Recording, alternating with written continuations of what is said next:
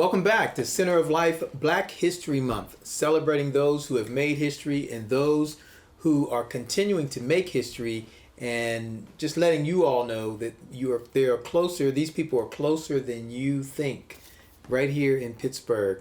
And I am here, and I have the honor and the privilege of interviewing a very special young lady who is very special in my life, but I feel like she's a history maker.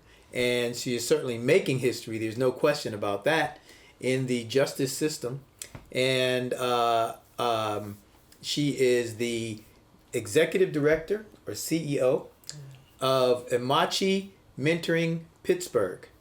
And Amachi is an organization that works with families who have people who are incarcerated in prisons, different prisons around the state. And they're doing amazing work, outstanding work, to support these families and to make sure that these families have what they need in order to make it, but also to make sure that they understand their rights relative to the loved ones that they have in these prisons. And so, Anna Hollis Candor is here. Disclaimer, she's my sister.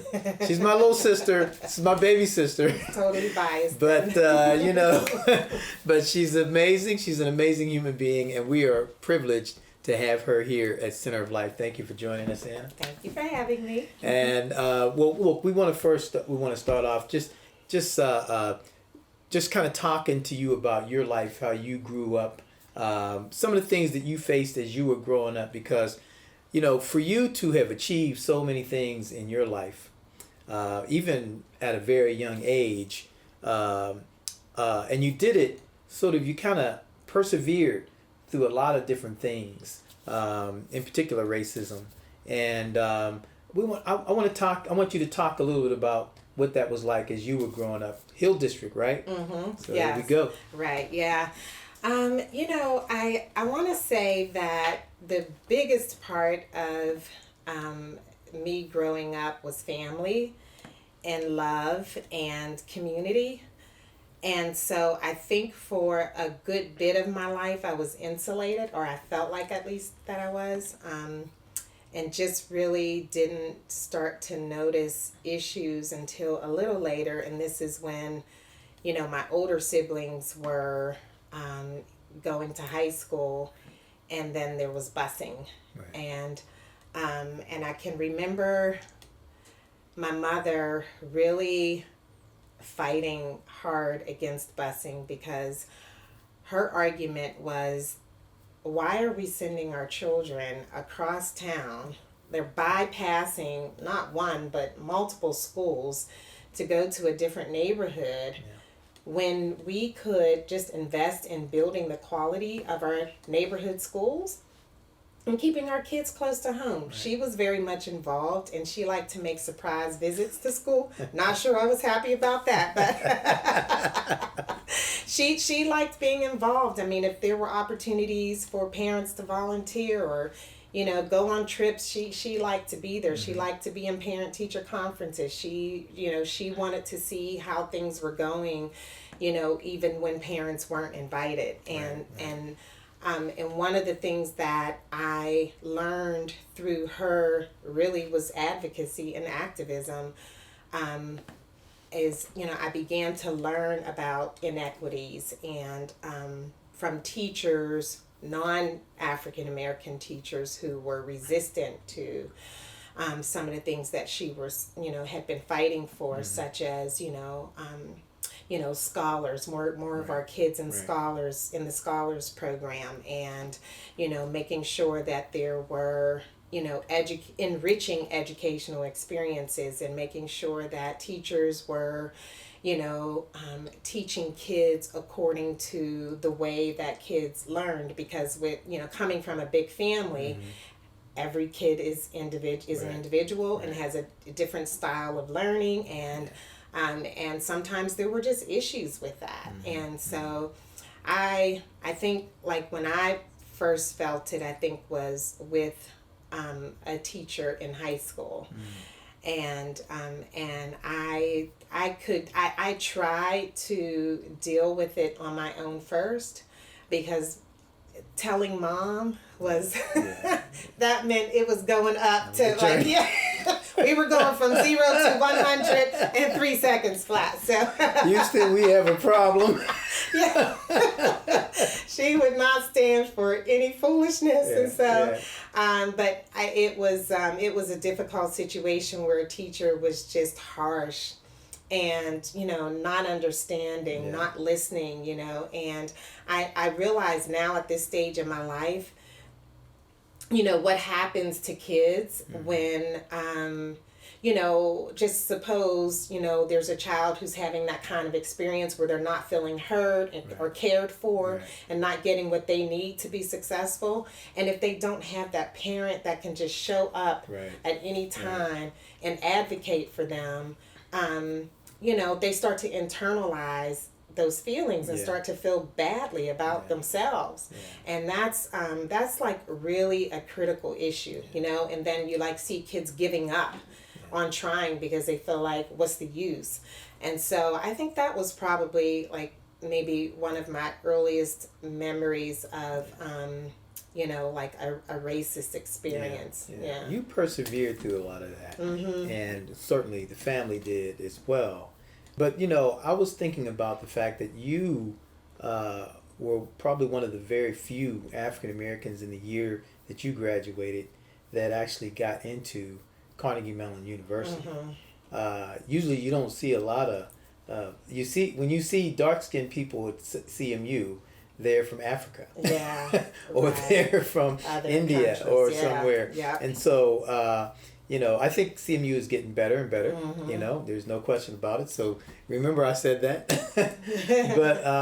but I know that when you went to CMU, that was a special circumstance there. Yeah, I really loved math. Growing up, I still love math, and I was really good in science and math, and so my counselors in high school were really pushing me into engineering or something related to STEM, and so I didn't mind that track at the time, but I didn't want to go to CMU. I wanted to go to a black college. Okay. And I wanted to leave Pittsburgh. I just wanted a different experience.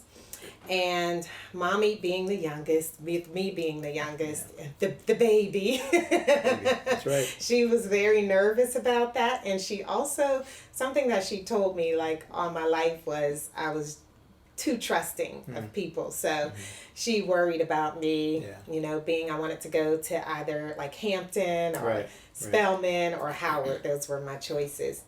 And so, so I ended up at CMU, but it was culture shock for me. And I just did not enjoy it at all. It wasn't for me. And I knew that and I felt it. And so I endured as long as I could, and then I just... What was it? Anything in specific about CMU that just kind of... Well, I grew up in a black community, and I attended schools with black students and black teachers and black principals, leaders. And so that was my comfort zone. And so I think what I wanted was to experience that in a broader sense of black people from the diaspora and, at the university level. And I just wasn't prepared for being the only one in a class of 200. You had your lecture hall where you might be one of two, black students in the whole space. And then I just felt invisible there, because now, fortunately, there was the CMAP program, which was a program for minorities to support them. And we had a summer program. So before I started as a freshman, I went on campus over the summer. All the African American students were there to get to know each other and just to build a network and try to support each other. So that was my sort of support base, but we didn't always share classes. I mean, everybody had different majors and interests. So I think I became really engrossed in that world because that's what I was familiar with, and I didn't connect well outside of that. And so yeah, I wanted what I wanted, and so I ended up transferring and going to Howard and loved it. Wow. So much of your primary education prepared you for Howard. Yes. Which, many of us would have loved to gone to Howard. Now, just let me say, I went to Pitt, love Pitt, but I would have loved to have gone to Howard University. It was, even being in D.C., when you grow up in Pittsburgh as a minority and then you go to a major metropolitan area like D.C. where, there are black people holding political office and, you just black. I interned at the USDA, Department of Agriculture, and the boss, she was black, a black woman, and it's just black people everywhere in leadership positions, and I just love that. Wow. I loved seeing that. That gave me energy and really encouraged me. That's amazing. Mm-hmm. So you did the whole 4 years at... I did 2 years at CMU and then 2 years at Howard. Mm-hmm. And what was your degree in? Econ. So I started in mechanical engineering at CMU. I'm like, this is not me. And I just told this story to some students the other day. I took the Myers-Briggs because I was feeling so out of place, and I couldn't understand why. I couldn't exactly articulate it at the time, but I had, so I had gone to the career counseling center, I don't know, help me. So they gave me this Myers-Briggs test, and it pointed me to social services. And I went, oh no, this is not happening, because I wanted to make money, and I'm like, I'm not doing this. Yeah. So I didn't know what to do, and then I had an econ class. It's funny, at CMU, and I can't tell you one thing I understood in that class. Okay. I went to Howard, and I had an econ class, and I'm like, oh my God, I ate it up. And I made so much so, I majored in it. Yeah. It's amazing. The same information landed completely different with me in a different setting. Wow. And it's that's so meaningful, and it's something I pay attention to, and I think and I know you do too, with the students that you serve. Is just to really understand what makes kids thrive.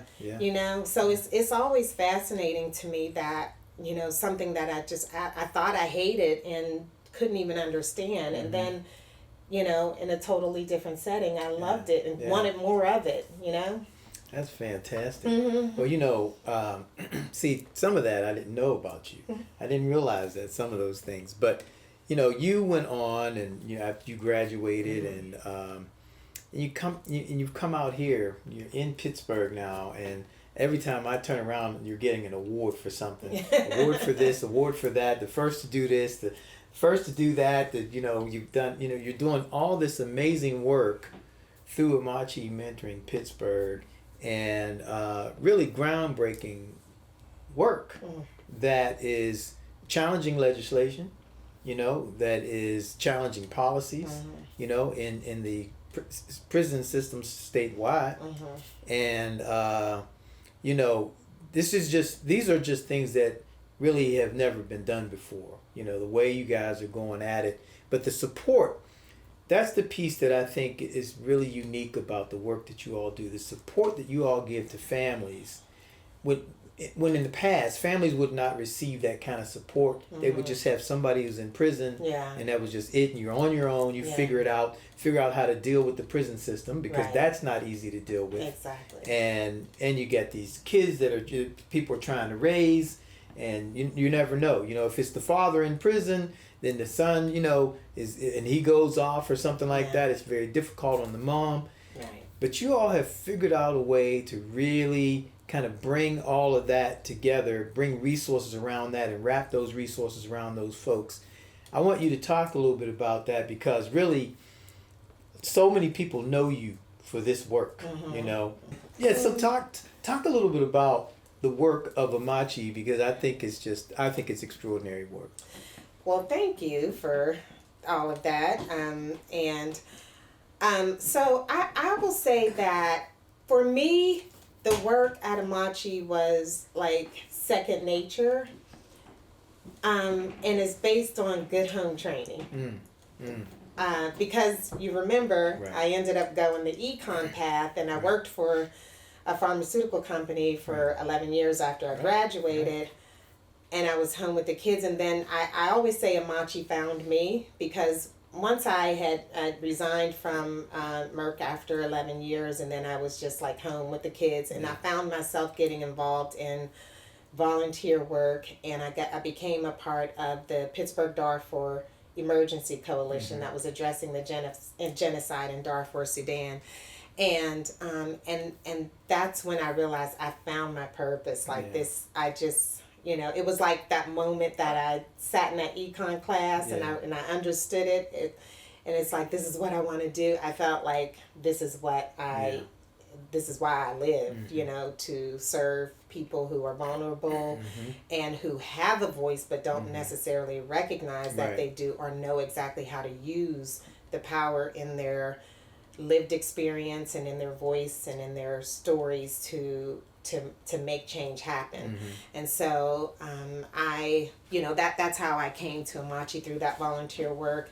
Lisa Thorpe was running Amachi at the time, and she had recruited me as a mentor, and I started to learn about children, with incarcerated parents, which of course I had known people who had gone to jail before, but didn't think anything about the children or families, or even know that was, really a major issue. But I began to learn so much about, this population and how pervasive this issue is, and I just bought into it 100%. And so what it is a mentoring model. Amachi itself is a national mentoring model, so it's similar to Big Brothers Big Sisters, except that it has a particular focus on children who have incarcerated parents, and then it's faith-based, so it leverages resources in communities of faith, and that's where we recruit a lot of our mentors, and have partnerships where our families can benefit from a lot of the supports that churches and other faith-based organizations provide. We also work. Our network is a interfaith network, and it is a unique partnership between secular and faith-based organizations that care about kids and want to make a difference. And so what we did with this model was adopted here in Pittsburgh by Amachi Pittsburgh, and then when I took over, we sort of fleshed out the model to incorporate family support, so like the family strengthening work, and also reunification support whenever parents are ready to return home. And then also our Amachi Ambassadors program is a program I developed because, after doing this for so many years, I really felt like I you know how you always say Hazelwood is the university, and you're you guys are students.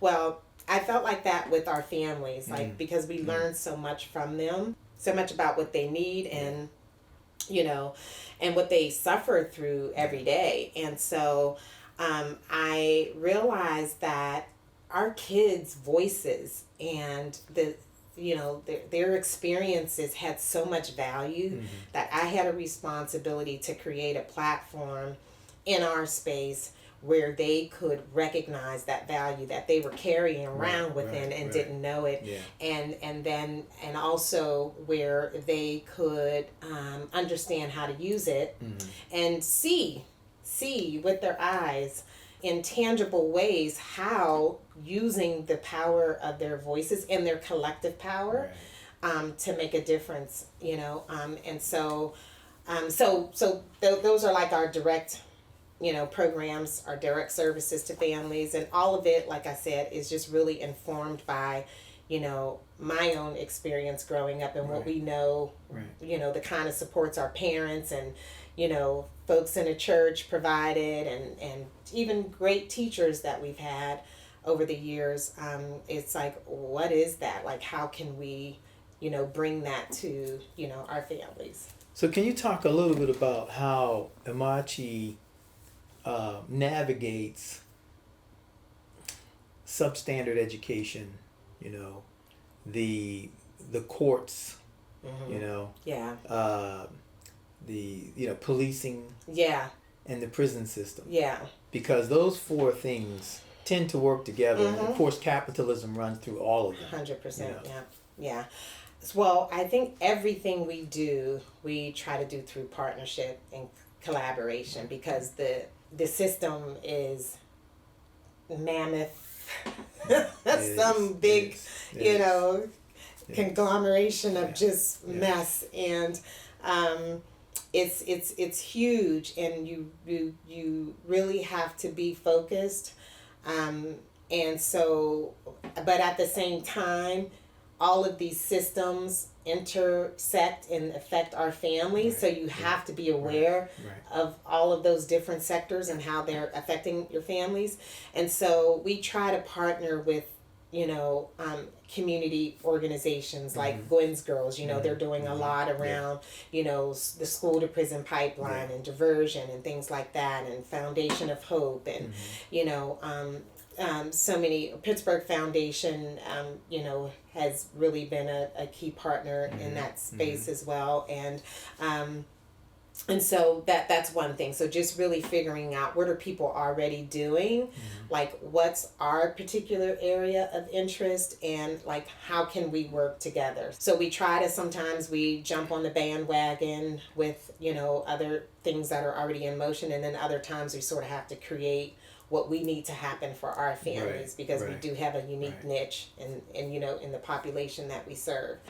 Sorry, I'm long-winded. That's okay. How many families are you working with right Usually a couple hundred kids and family members is that's a lot. what. That's a lot of people. Yeah, it's a lot, and then it's also like a drop in a bucket. And I think that's why, after so many years of doing this work, we got into policy and advocacy, because it's, you know, we're way downstream. Yeah.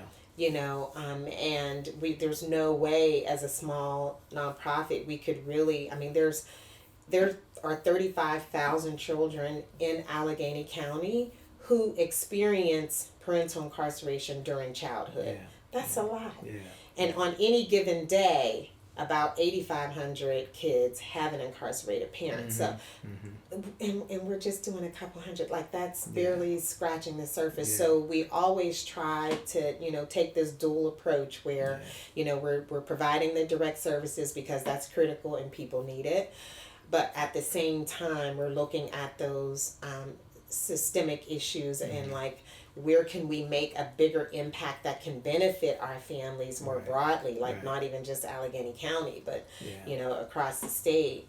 And so we're plugged into, you know, the Pennsylvania Commission on Crime and Delinquency. There are a couple different committees there that I'm a part of. I've, you know, taken many trips to Harrisburg and, you know, was appointed by Senator Rafferty, this is years ago, to the Zero Tolerance Advisory Commission, where they were looking at zero tolerance policies in schools, which is so ridiculous because no one lives by zero tolerance. Not even the teachers and the administrators live by zero tolerance.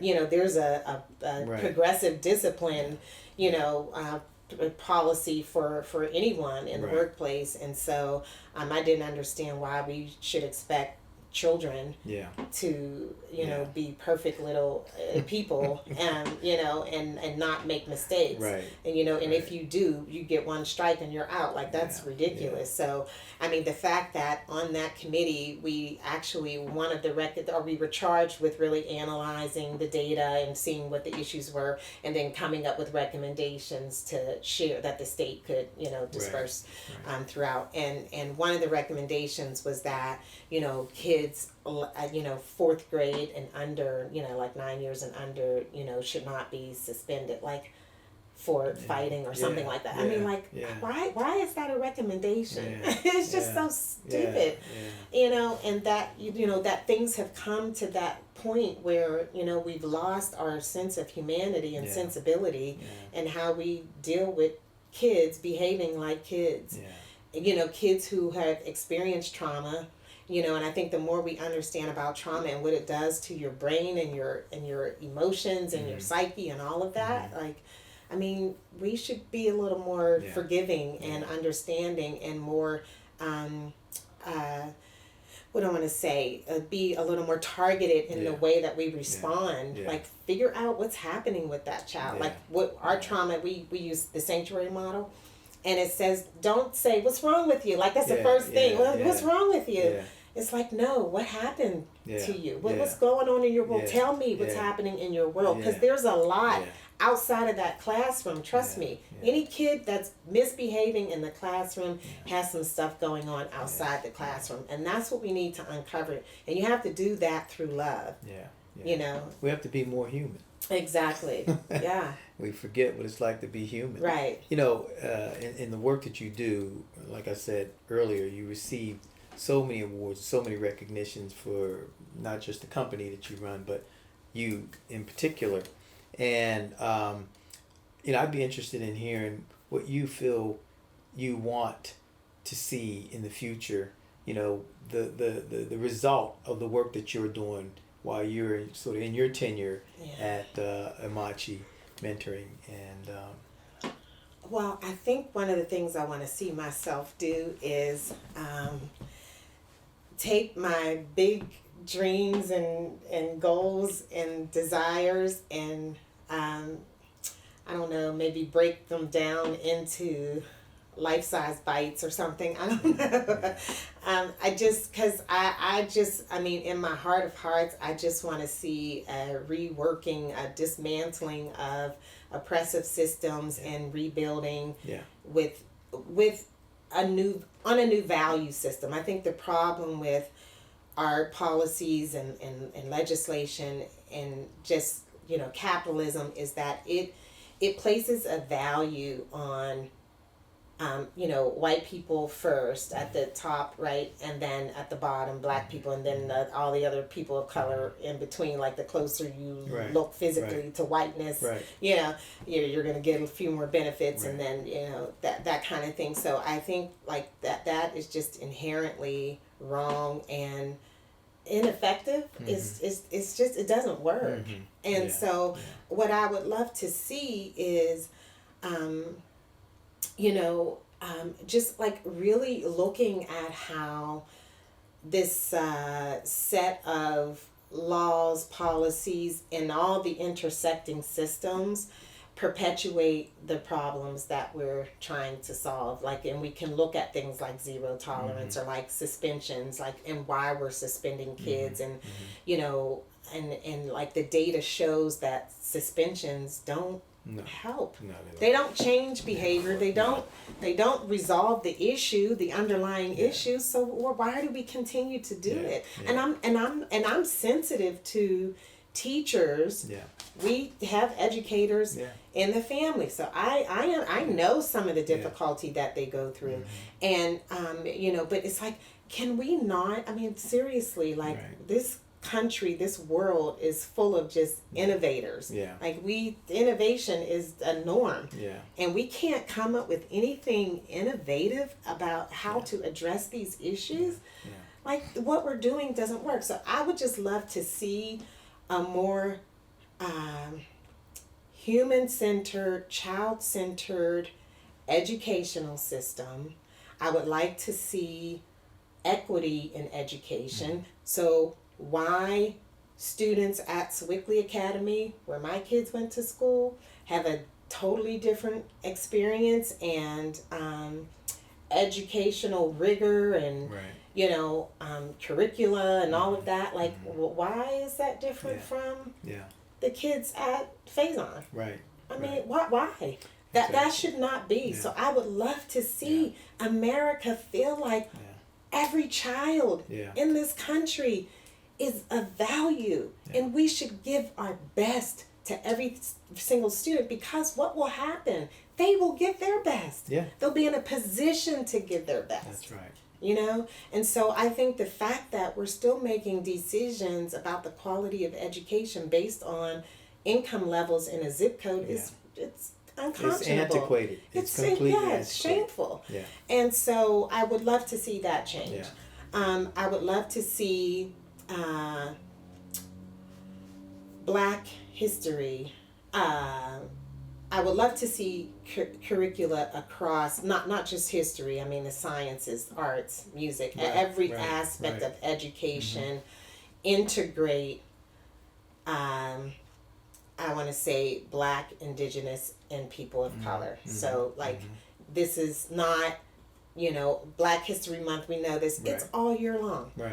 It's all year long, it's 250 years long. Exactly, right. If not even longer. And that's just here, and that's just here. America, and right? Prior to, and like this is like and our history, and that's a key message. And so one of the things, like when you ask me, what do? We teach our kids, our own kids. We're not waiting for the system to change. Right. We teach them about Black history, that's good. And we teach them that you did not begin in chains in this country. Right. Absolutely not. Right.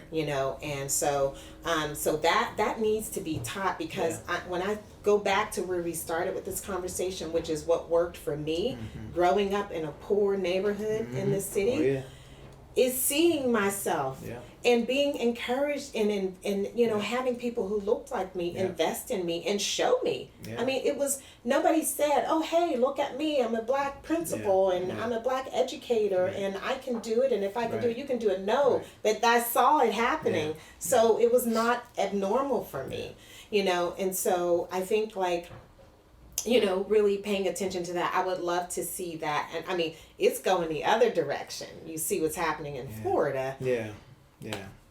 It's scary. Well, when I think about the Hill District, there was so much of an example for us growing up on the Hill. You saw so many successful Black people, that were in every area. Doctors, lawyers, all kinds, barbers, everything. That's what we saw growing up. And it make me, when I think about this system, the systems you've been talking about, when they talk about, I hear reform used a lot, but I've never really been too friendly with that word reform, because I think reform suggests that you want to carry some of the old stuff into the new stuff.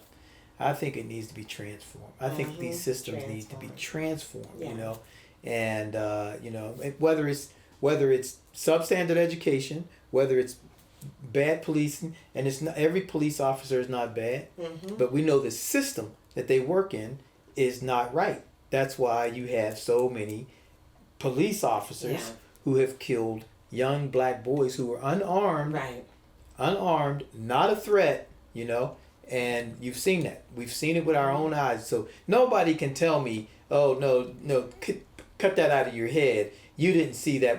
Here's what you didn't see.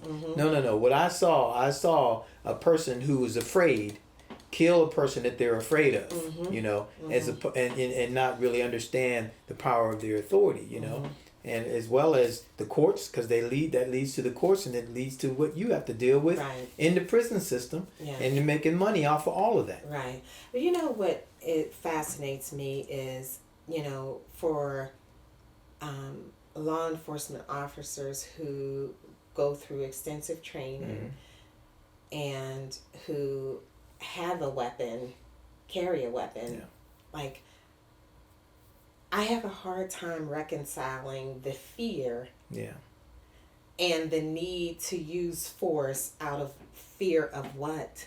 Because you have the training, you have the knowledge, you have the weapon. And this person's running that away. Running away from you. So you have no other choice but to shoot them in the back. I'm having a hard time with that. And so what I feel is, and this is one of the other goals of mine and I guess dreams, is just to integrate through our systems as a sense of accountability, because that is what's missing. Listen, every year data is released that demonstrates race-based inequities in housing, education, in the criminal justice system. So you have, students or adults who commit similar offenses, and have similar backgrounds, so you can compare apples to apples, right? Yeah. But the decisions around how those individuals are going to be treated in the system are different based on race. And you can drill down with data to who is making race-based decisions and where these decisions are being made. And so what's happening is you're hearing, obviously, and seeing more about implicit bias trainings, but it has to go beyond that. Oh, yeah. That's not enough. Yeah. There has to be a sense of accountability. It's unjust. That's right. Why do we keep talking about racial disparities in a system when you can see the decision making? And at every point, there are 13 different critical decision points in the adult criminal justice system where you see disparities based on race in the type, like what will be the crime, the charges, right? Will this person be diverted? Will this person be, diverted to a, substance abuse treatment facility or something like that? It's like, it's everyone you see. Yeah. And we know this, and we talk about it every year, year after year after year. I mean, thank God for a lot of efforts happening right now here, especially in Allegheny County and across the nation. But it's like there's a missing piece. There's a lot of work being done to really understand it better. But the missing piece is accountability. And you should not be able to hold a public office. You should not be in any position where you maintain your position while making race-based decisions. That's right. I don't care if it's implicit or flat out racism. It doesn't matter to me. No, it's the fact that it's happening and that there are innocent lives that are being destroyed in the process. That's right. You have people sitting down at Allegheny County Jail awaiting trial. They haven't even been convicted yet. Yeah. And in the meantime, they've lost their employment, and there's a whole cascade of outcomes, negative outcomes. We're paying for it. Yeah. That kind of foolishness has to stop. There are a lot of efforts going on, but I give credit, but we got to add accountability in the mix. No, there's no doubt about it. When you're a very successful woman, okay, and you, like I said, you persevered against all kinds of things that you either had to maybe ignore or you just had to store it away, and you had to navigate through a lot of different things. You didn't grow up rich. There was not a lot of financial riches around you or anything like that. You had a strong family, of course. And I guess I would ask you this. What would you say to a young lady or a young man who wants to do the kind of work that you're doing? What would you say to them, in terms of the kind of mindset that they have to have, the kind of constitution that they need to have to do this work? Yeah. I would say that, I really think you have to approach this work prayerfully, because it's tough, because change happens like at a snail's pace. It's just, and so you have to come in with realistic expectations and make sure, reason I say prayerfully is because make sure it is in alignment with your hearts and your passion. Right. Because I feel like if it's a passion of yours, I think your passion helps define what you're supposed to do in the world. Yeah. Check yourself on that, because you don't want to start and then give up. Yeah. Because there will be so many points of frustration. I mean, even the work we did when you talked about groundbreaking work, like working with the Pennsylvania Department of Corrections when Secretary John Wetzel was in position, and we were going after legislation to establish support for kids. Right. So we could break this generational cycle. We can invest in them and the things they need. And so a lot of work, a lot of years to get there, but thank God for Secretary Wetzel for being the architect of this legislation that ultimately got passed.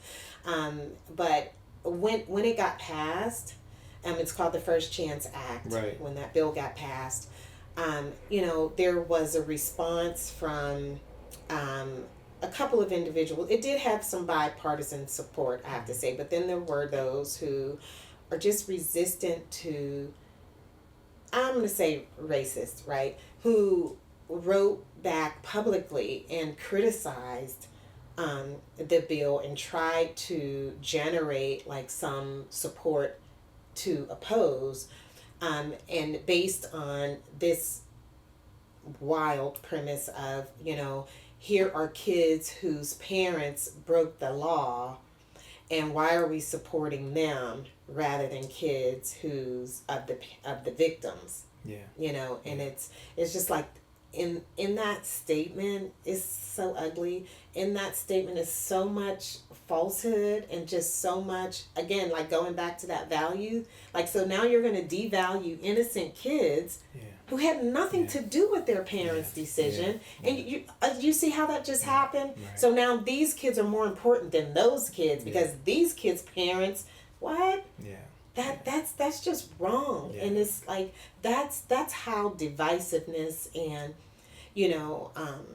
and racism persist in this country, because there was his perception that black kids were going to benefit from this, and why should they? Right.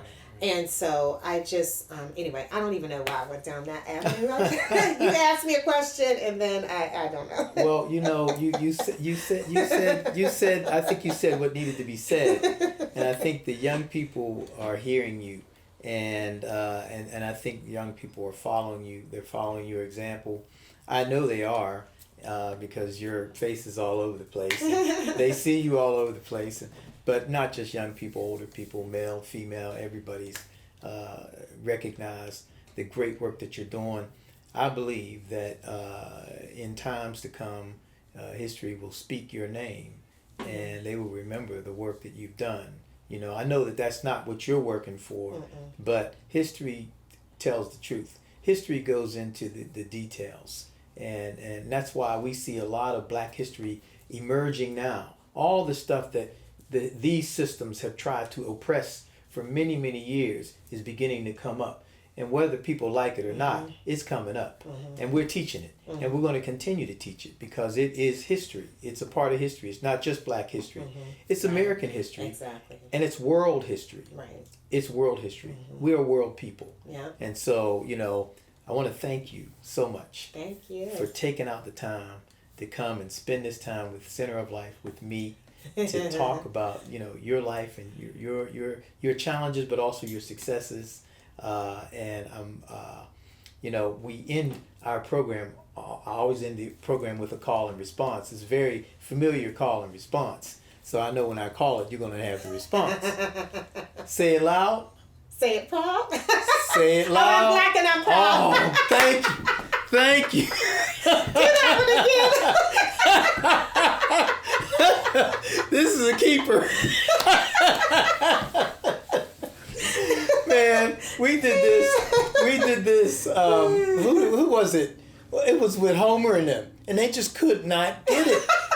They could not get it. I'm like, now look, meanwhile, Homer, now they are older, but they would have been around when James Brown, James Brown would be the same age as Homer, and Homer could not get it. You know what it is? It's like when you take a test. It's just the fact that you're taking a test and you know the information, but you freeze and it's like, what is it? What's the right answer? Well, but this is going to be funny because you do say, I'm Black and I'm proud. But it's just going to be funny because it's like different people will say different things, But this was a good interview. Yeah. We have a lot of good material here. Okay, good. So we'll edit, we'll do different things. We'll edit. I should say, though, to the kids, wait, hold on one second. Oh. I do want to say, though, to the kids, to anybody, who wants to pursue this, I also say, go for it. Give it your all. Because we need young people in this space. And the younger generation brings a different mindset and a different kind of fearlessness, and I think also innovation too, more creative ideas. And so I would say also just go for it, bring all you have into this word, because you know we really need you. That's it. That's it. Cool. Good stuff.